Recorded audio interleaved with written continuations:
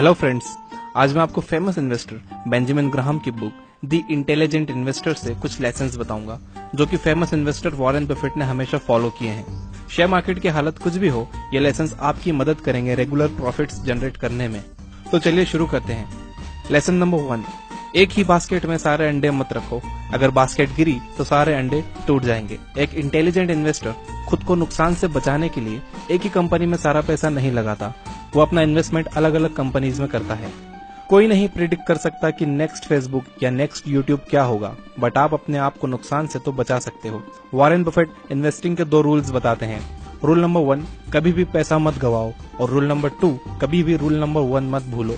Lesson number 2, मान लो कि share market एक इंसान है जिसका नाम है मिस्टर मार्केट। वो डेली आपके घर आता है और आपको अलग अलग कंपनीज के शेयर्स के प्राइसेस बताता है। तो आपको क्या करना चाहिए? बेंजामिन ग्राहम कहते हैं कि आपको मिस्टर मार्केट को कम्प्लीटली इग्नोर करना चाहिए। मिस्टर मार्केट बिल्कुल भी भरोसे के लायक नहीं है और वो बहुत समझदार भी नहीं है। उसका मूड हमेशा बदलते रहता है। एक पल में खुश हो जाता है, एक पल में रोने लगता है। फॉर एग्जाम्पल, आईफोन रिलीज होने से 1 महीने पहले एप्पल कंपनी के शेयर्स की प्राइसेस काफी बढ़ गई थी, बट 1 महीने बाद जब आईफोन में खराबियां सामने आई तो प्राइसेस अगले ही दिन गिर भी गईं। फाइनेंस मिनिस्टर खुश दिखे तो मिस्टर मार्केट भी खुश, प्राइसेस ऊपर।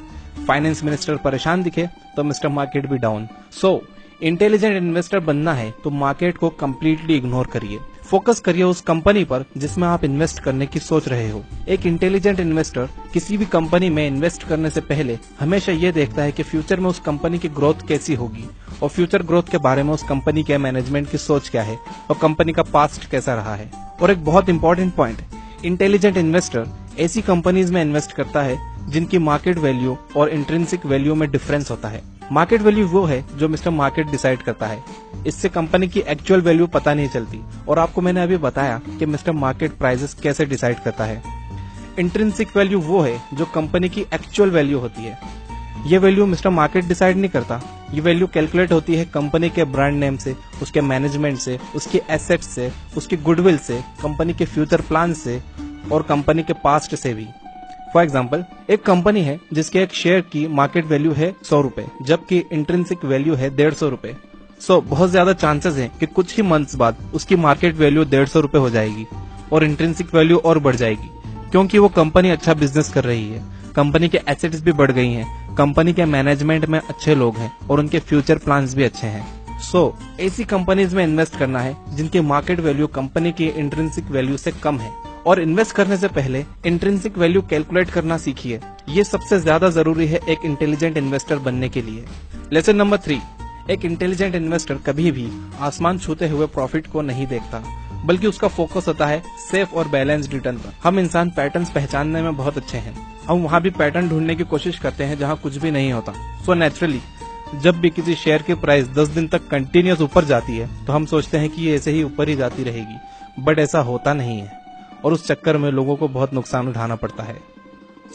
एक इंटेलिजेंट इन्वेस्टर बड़े प्रॉफिट के पीछे ना भागते हुए बैलेंस्ड रिटर्न देने वाली कंपनीज पर फोकस करता है और इस तरह के इन्वेस्टमेंट करने के बाद आराम से बैठता है और खुशी के साथ 10, 12 या फिर 15% का ईयरली रिटर्न लेता है। लेसन नंबर 4, इमोशनल स्ट्रेस से बचने के लिए इन्वेस्टमेंट के एक स्ट्रिक्ट फॉर्मूले पर चिपके रहो। एक्सपर्ट्स कहते हैं कि आपको आपकी इनकम का 10% इन्वेस्ट करना चाहिए।